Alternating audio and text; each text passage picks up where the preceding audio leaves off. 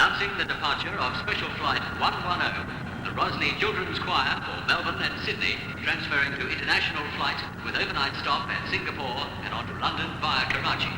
All aboard, please.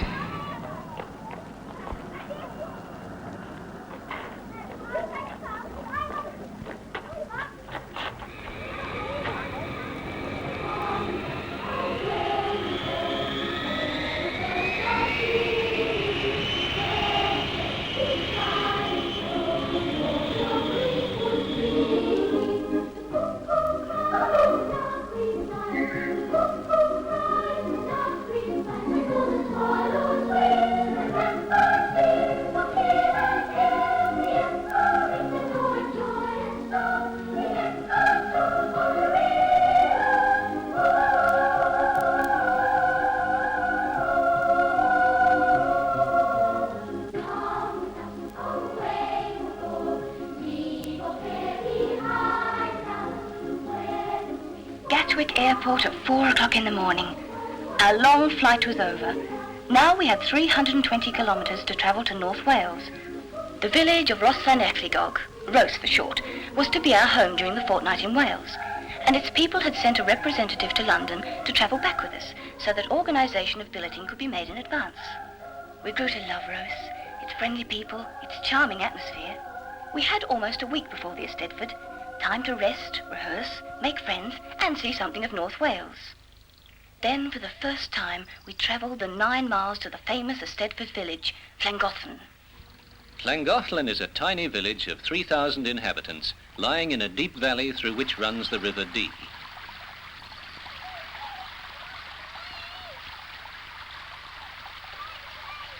Each July, for 6 days, the village ceases to be its quiet, easy-going self, and is thronged with people as it hosts 50,000 visitors from all parts of the Northern Hemisphere to take part in what's perhaps the most famous choral musical festival in the world. In this 25th year of the Eisteddfod Society, 33 countries were represented, and for the first time, the Australian flag was flying at Llangollen. The huge marquee on the Eisteddfod grounds alongside the old barge canal was getting its final touches, the stage decorated with thousands of blooms. Outside, early visitors had the opportunity to meet the young Australian choir. There was special interest here, not only because of the distance it had travelled, but because mixed children's choirs are quite rare in the international sphere, and because the age range was so wide, from 16 down to 6. Newspaper photographers were busy as the Eisteddfod Post Office delivered the first mail from home. News of Tasmania in midwinter, read by young Tasmanians enjoying a Welsh summer with temperatures in the high 20s. So the big day arrived, with thousands of competitors mingling with a huge crowd from Britain, Europe and America. Suddenly the whole thing seemed frightening. It was now up to us to prove that the Tasmanian people's faith in us was justified, that the people who claimed we are a world-class choir were right, and the $23,000 public money that had been donated was well spent. There were our parents to consider too. Many mothers had gone back to work to help pay for the $45,000 venture.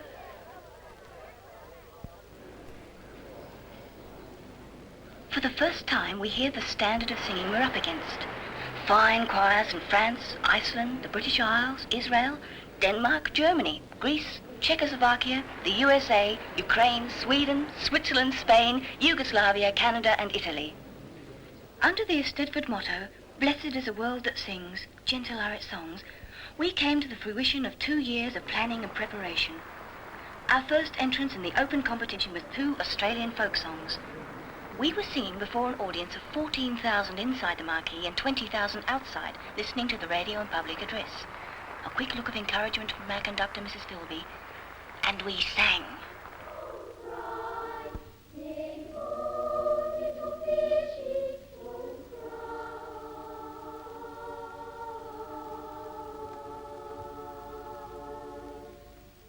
We were given a wonderful ovation, but never in our wildest dreams did we anticipate exactly how well we sang against 31 international choirs.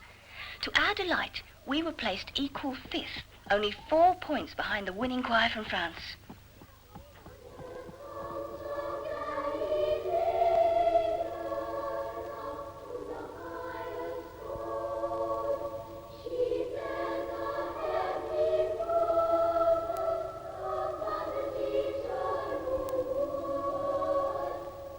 final concert on Saturday night, the Australian choir received the greatest ovation in festival history, according to festival director Mr. W.S. Gwyn Williams, and he added, "Llangollen will remember this night forever."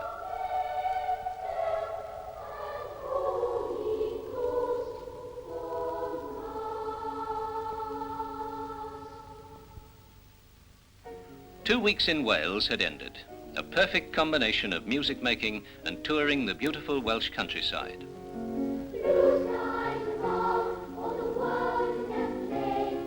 On the hill overlooking Llangollen is Plas Newydd, one of the most visited homes in the British Isles.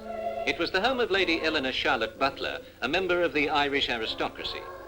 When her family tried to force a marriage of convenience on her, she and her friend Sarah Ponsonby fled to Wales, where they purchased a plain stone house overlooking the village. Through the ensuing years, the ladies embellished the cottage with magnificent carvings, which are as much a source of admiration today as they were 150 years ago.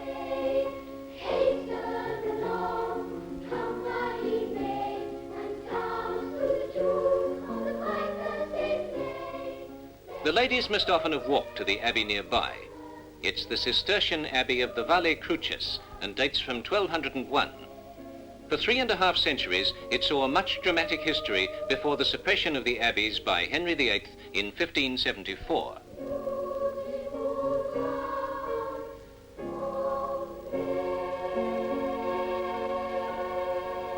In Tasmania, our personal appreciation of historic surroundings takes us back 170 years or so. Britain's ancient landmarks, many of them dating back almost to the time of Christ, therefore widened our concept of history considerably. In the town of Ludlow, we found ourselves back in history 900 years when we visited the ruined castle. In the rooms of Pendover Tower lived the young Princes Edward V and his brother, before they rode to London and their fate in the Tower.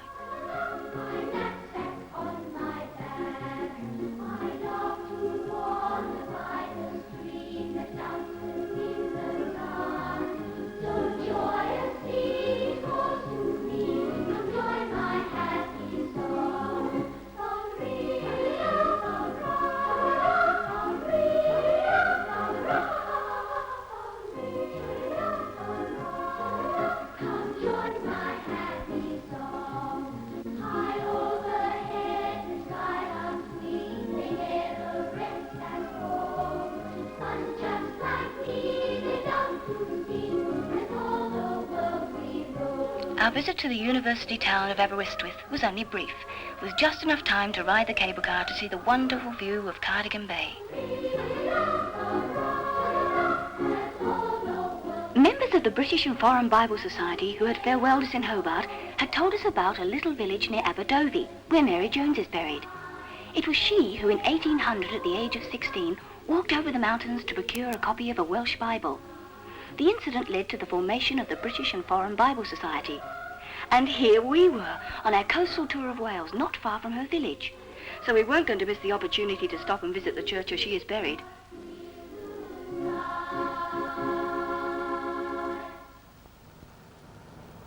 We were heading for Liverpool, our next concert stopover, so this was an excellent opportunity to visit Carnarvon before leaving Wales.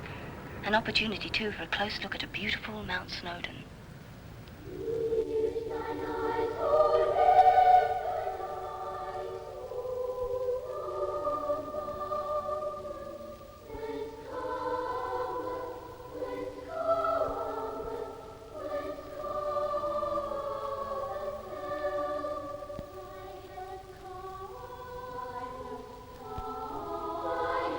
The walls of Carnarvon Castle rise imposingly from the shoreline and streets of the ancient city.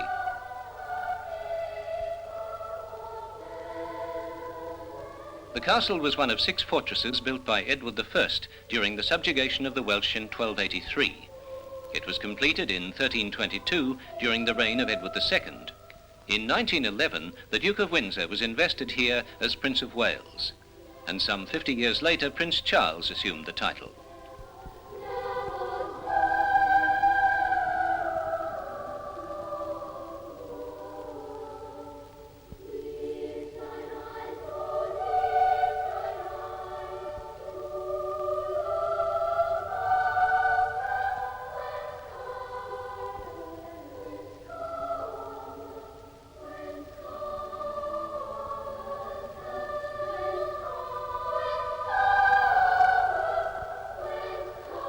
Today, 7 centuries after it was built, the castle still dominates the skyline of Carnarvon, one of the few towns in Britain still almost entirely surrounded by its wall.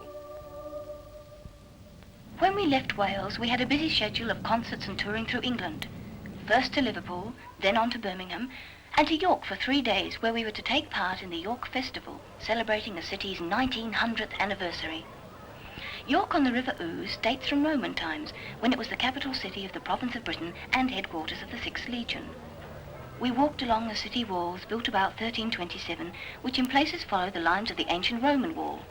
The first Roman emperor to visit here was Hadrian in AD 121. In the 8th century, York was one of the principal cities of European learning.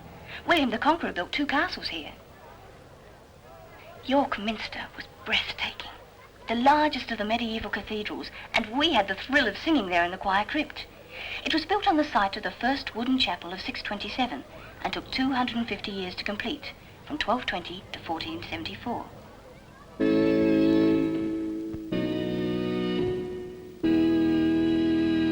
The Castle Museum offers much that's of interest. One large area inside is devoted to a full-scale 17th century village street scene, complete with hansom cab on cobbled pavement, and shops displaying their wares. In fact, the scene seemed little different from York's real-life streets, particularly the shambles, where the buildings are built out to such an extent that neighbours can shake hands with each other across the street.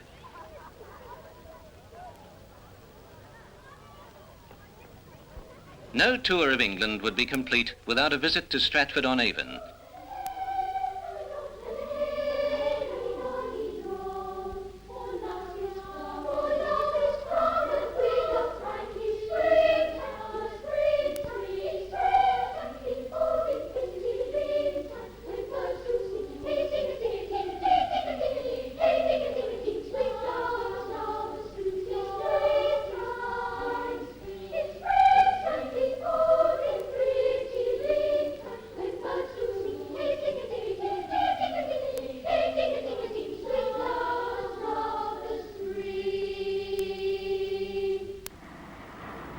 Time for the journey to London and the final week of the choir's tour. In Chesterfield, the famous church with the twisted spire, which has stood for more than 7 centuries. At some unknown date, hot sun or green timber split one of the main supports, and the spire gradually tilted and bulged.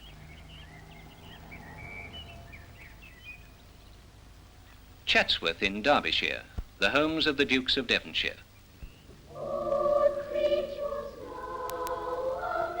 Here's an example of truly noble living. Fine carvings, every wall and ceiling painted or hung with tapestries, superb china and glassware complementing centuries-old furniture. The first house was built in 1552 by Sir William Cavendish. In 1686, the 4th Earl began to pull the house down, at first intending to rebuild only the south front. But he found building so delightful that once he started, he couldn't stop. So we have Chatsworth today, a mansion filled with priceless treasures set in acre upon acre of the most beautiful gardens, with waterfalls, fountains, lakes.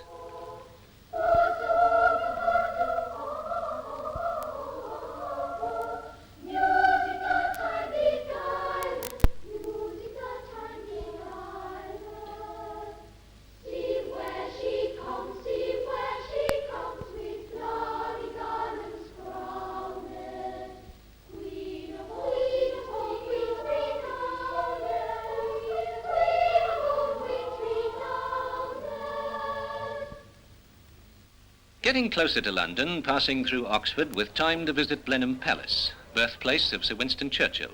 Queen Anne made over to the first Duke of Marlborough the royal estate at Woodstock in 1704, and signified that she'd build him a home at her own expense, which was to be named Blenheim after the village on the Danube where he'd defeated the French and Bavarians in 1704. However, Marlborough fell out of favour, and work on the building ceased in 1712. After the Queen died, the Duke finished the house at his own expense.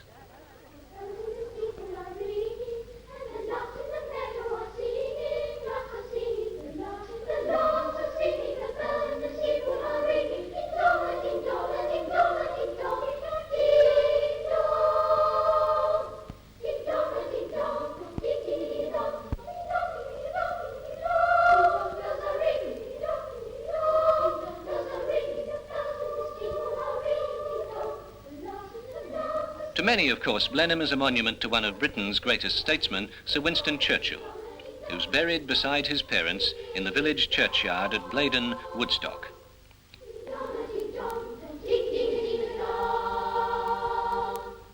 So to London. Here we were, actually standing on the Thames embankment. And over there, Big Ben and the Houses of Parliament, or, to be more correct, the Palace of Westminster. The palace was in existence before the Norman Conquest. Edward the Confessor is believed to have rebuilt it, and William the Conqueror added to it. The great hall known as Westminster was finished in 1097, and is today the only remaining portion of the original palace. To the modern post office tower and the lookout platform. Far below, London stretched out for miles around. Now we could really appreciate just how large is this great city. Every day, the crowd that gathers to see the changing of the guard gets bigger, and we had been told it would be doubtful if smaller members of the choir would see anything at all. So we wrote to the Queen and received permission to view the ceremony from inside the palace gates.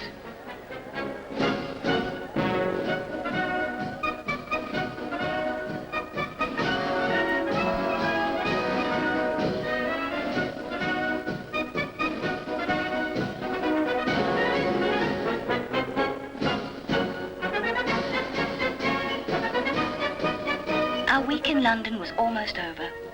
We had presented concerts at a big London school, Australia House, we had sung at St Martin in the Fields, and given an impromptu recital as we fed the birds in Trafalgar Square.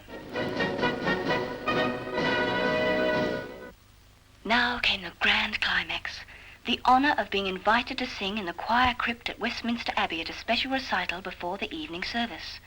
To one of the largest congregations the Abbey has seen at this service, we sang with all our heart, our voices ringing through the beautiful Gothic church, sensing the history of its 7 centuries, the great kings and queens, statesmen, playwrights, artists and musicians whose memory is preserved there. It was a proud moment for us all.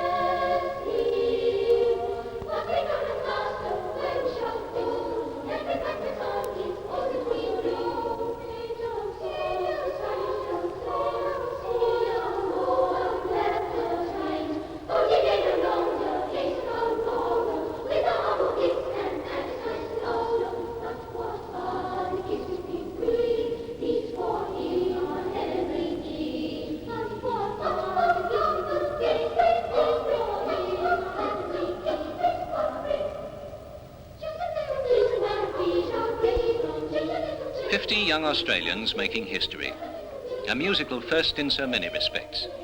50 young ambassadors who'd done what they set out to do, to prove that they deserved a place with the world's finest choirs. Already invitations were being extended by other countries for the choir to make concert tours. But for now, a great adventure was ending as their plane touched down on Tasmanian soil and the youngsters returned to their families. The Rosny Children's Choir was home again.